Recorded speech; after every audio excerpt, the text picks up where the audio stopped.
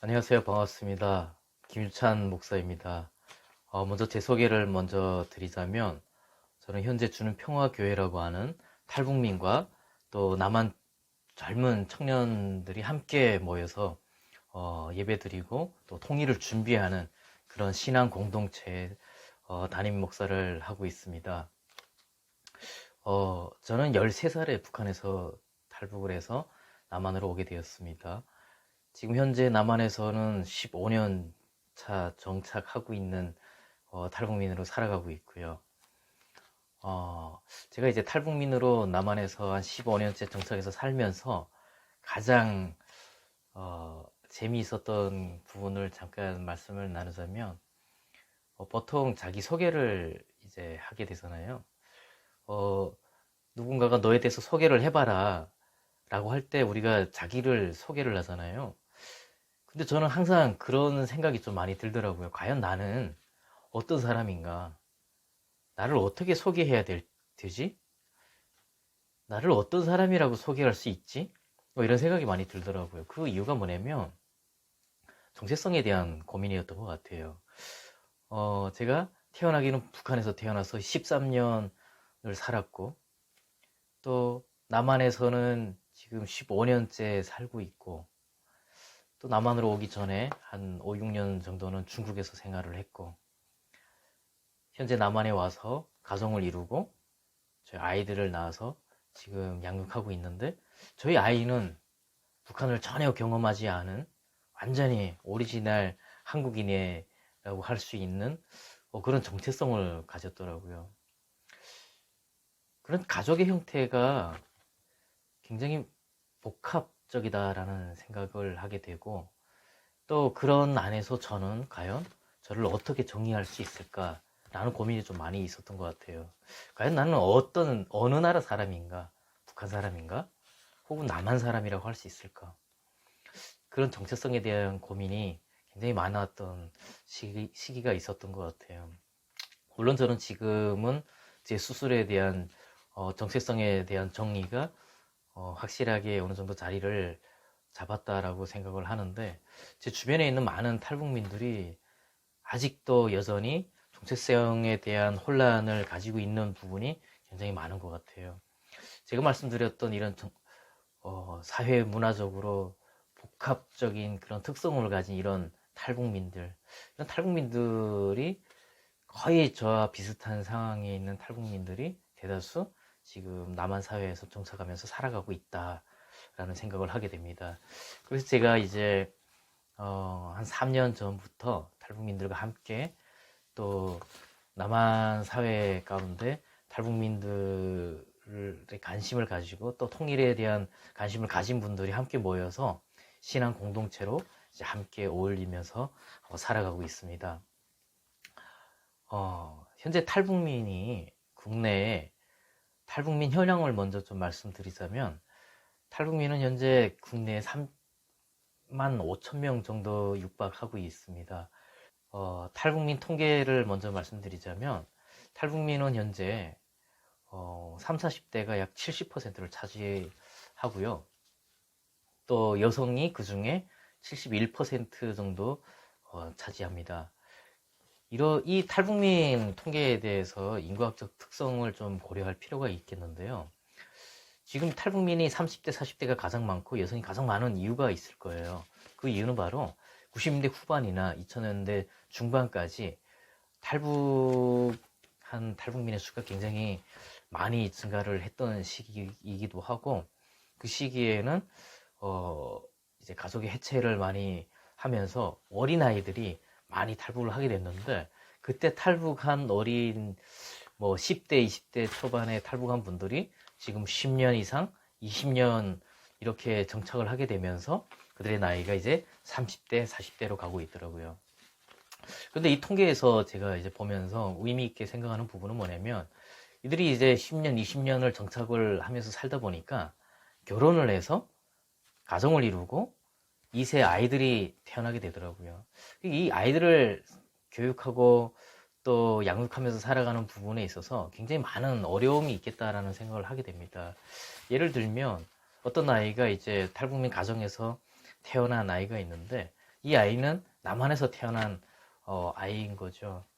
이 아이는 성장하면서 한 번도 북한이라는 것을 집중적으로 자기 자신과 연결을 해서 생각해 본 적이 없는 아이인데, 이 아이가 어느 날 이제 뭐 초등학교 고학년이 되는 시점이 됐는데, 어느 날 학교를 갔더니 주변의 친구들이 야, 너 탈북자라며?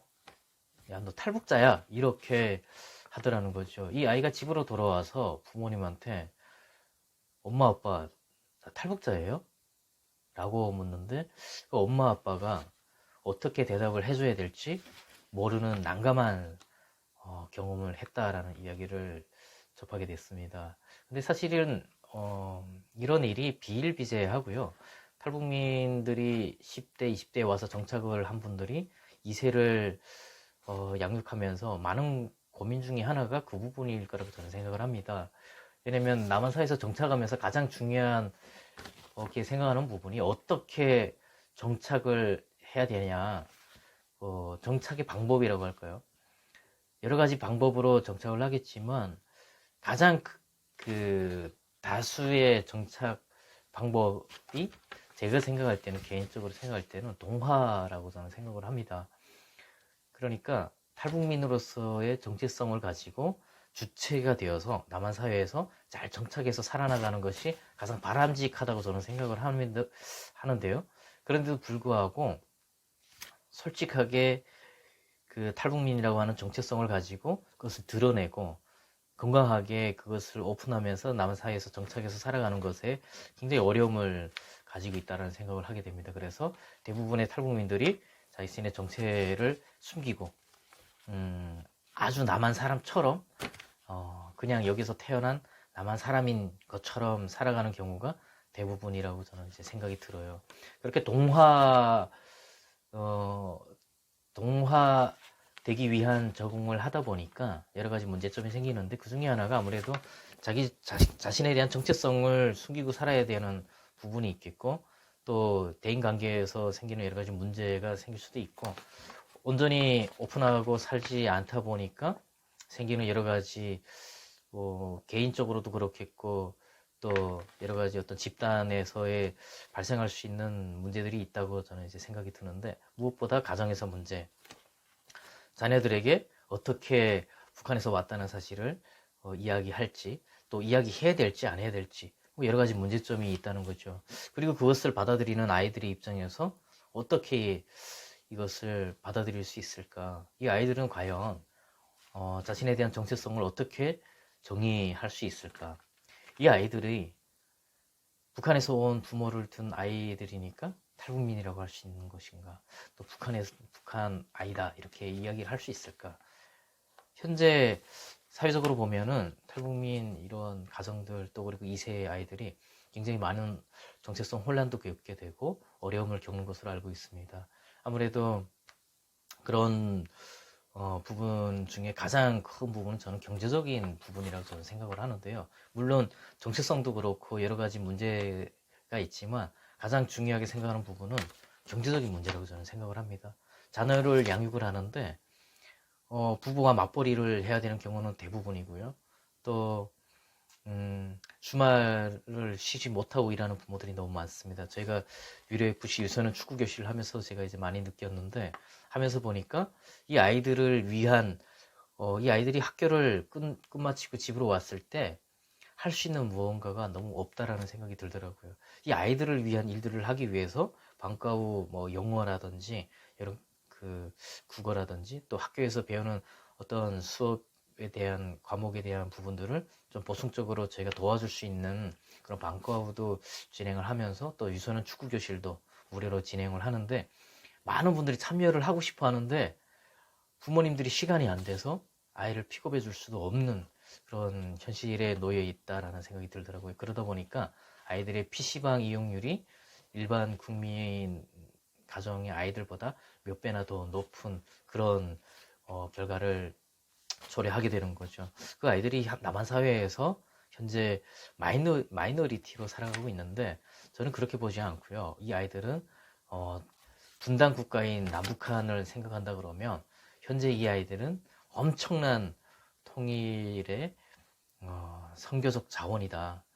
정말 중요한 인재들이다. 저는 이제 이렇게 생각하고 이 2세 아이들을 위한 사역에 많이 집중을 하고 있습니다. 이렇게 청소년들을 위한 사역을 하다 보니까 자연스럽게 이 부모 세대, 1세대들에 대한 관심으로 집중을 하게 되고 또 부모 세대에 관심을 가지다 보니까 어떤 문제를 해결하는 데 있어서 가장 중요한 부분이 경제적인 자립이다라는 생각에 이르게 되더라고요. 그래서 제가 가장 중요하게 생각하는 부분이 경제 자립입니다. 그래서 현재 여러 가지 기술 교육도 하고 또 무자본이나 소자본으로 창업할 수 있는 기술을 교육해서 이제 창업에 이르기까지 해서 이제 그런 사역들도 진행을 하고 있습니다. 여러 가지 사역 중에 가장 제가 중요하게 생각하는 부분이 경제 자립이라고 하는 이유는 경제 자립이 사실은 신앙 문제라든지 또 교회 어떤 생활이라든지 또 가정의 어떤 문제, 남한 사회의 적응 문제, 더 나가면 통일에 대한 문제, 통일 이후에 남북한 사회 통합에 대한 문제라고 저는 이제 생각을 하고 있는 거죠. 통일에 대해서 요즘 부정적으로 생각하는 분들이 많은데 혹은 뭐 관심 자체가 없는 경우도 많이 있고요. 근데 통일에 대해서 어렵게 생각하시는 분들의 대부분 이야기를 들어보면은 경제적인 문제입니다. 남북한 경제적 차이가 굉장히 크기 때문에 그 갭을 채워가는 데는 굉장히 시간이 많이 필요하지 않겠느냐 하는 생각을 하고 계신 거죠. 그리고 실제로 탈북민들이 3만 명 넘게 남한에 와서 정착하고 있는데 여전히 탈북민은 도움을 받아야 되는 대상, 수혜자로서 존재하다 보니까 부담이 가중되고 남한 사회 국민들의 입장에서는 통일에 대해서도 부담과 또 어떤 긍정적인 요소보다는 좀 부정적인 요소가 크지 않겠나라는 생각이 들더라고요. 그래서 어쩌면 지금 3만 5천 명의 탈북민들이 해야 될 역할이기도 하고 또 이뤄내야 되는, 성공해내야 되는 부분이라고 생각하는 부분이 저는 경제적으로 자립을 이뤄내야 된다라고 생각을 하는 거죠.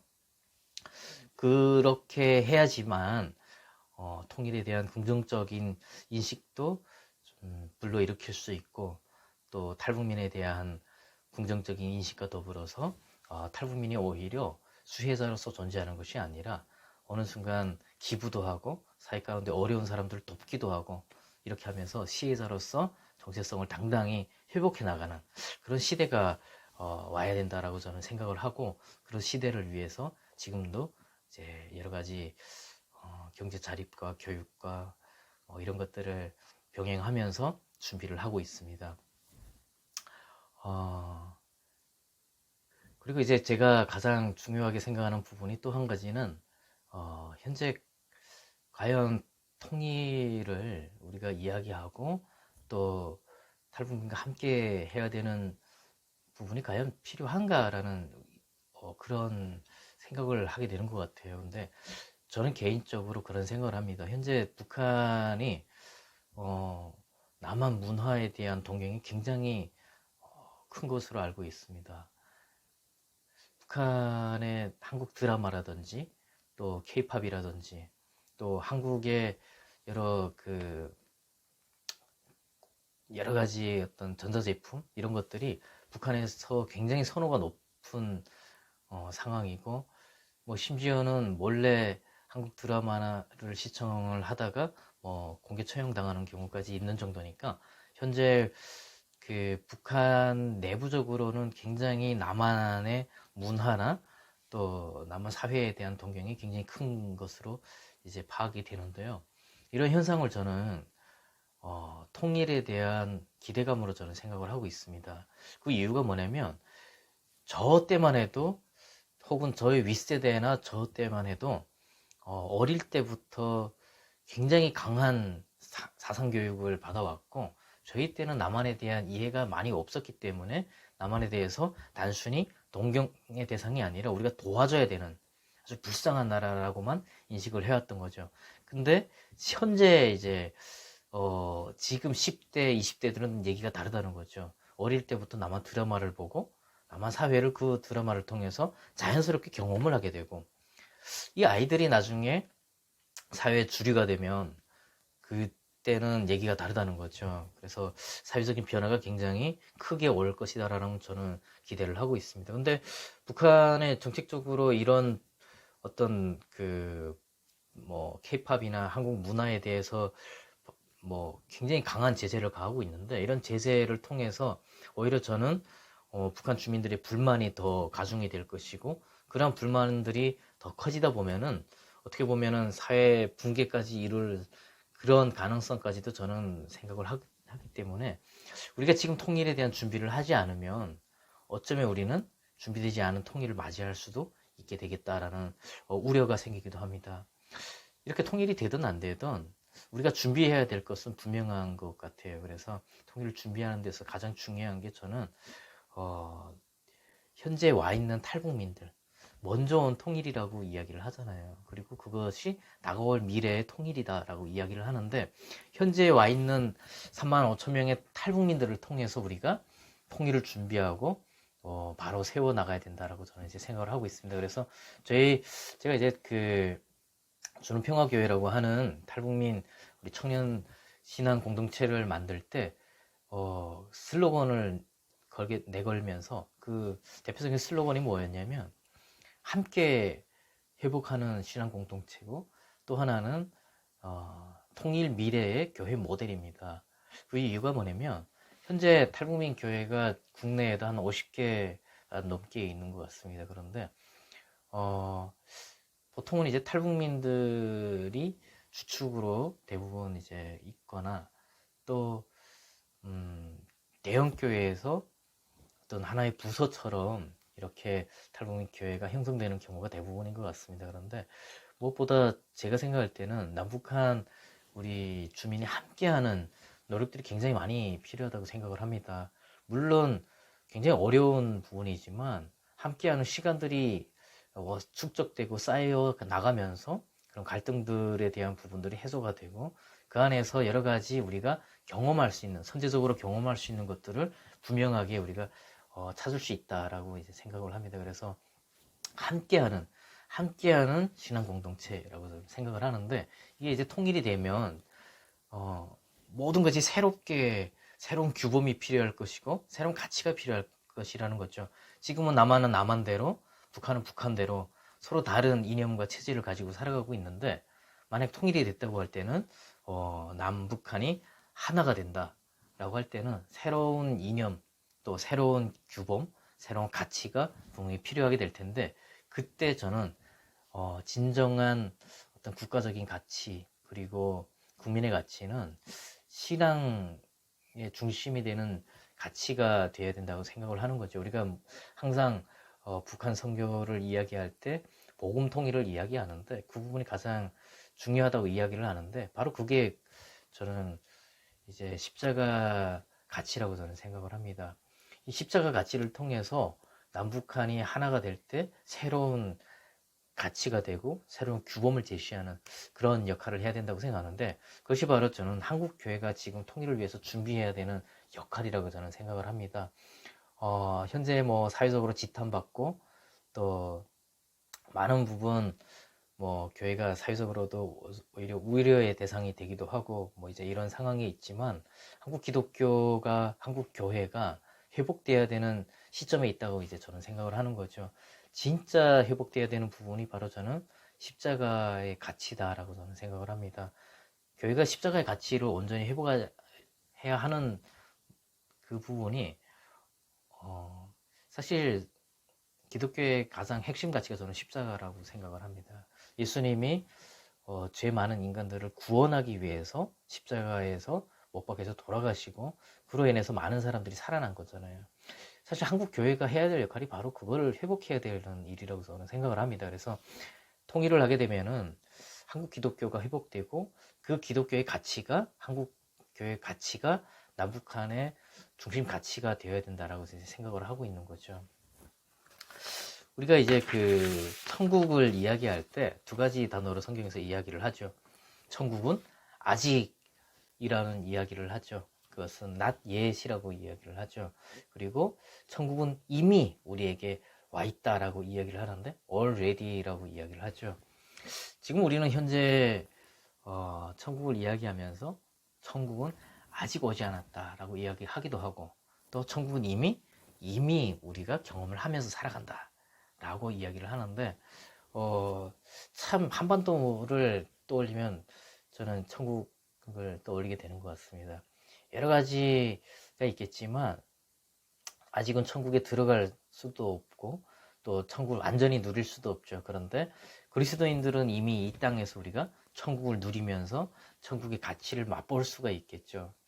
마찬가지로 남북한이 통일되기 전에 아직은 우리가 하나가 되지는 못했지만 먼저 경험할 수 있는 3만 5천 명의 탈북민이 있다고 하는 것이죠.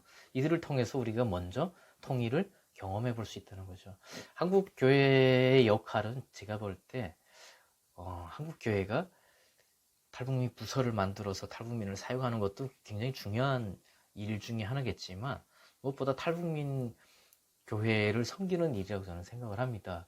그 이유가 그들 스스로가 그 안에서 답을 찾아 나가면서 또 그 관심 있는 분들이 또 남한 주민들이 함께 하면서 신앙 공동체가 형성이 되고 그 안에서 십자가의 가치를 회복해 나가고 거기서 모델을 제시할 수 있는 그 단계까지 갈 수 있도록 한국교회가 함께 지원하고 함께 응원하고 함께 해나가야 된다고 저는 이제 생각을 하는 것이죠.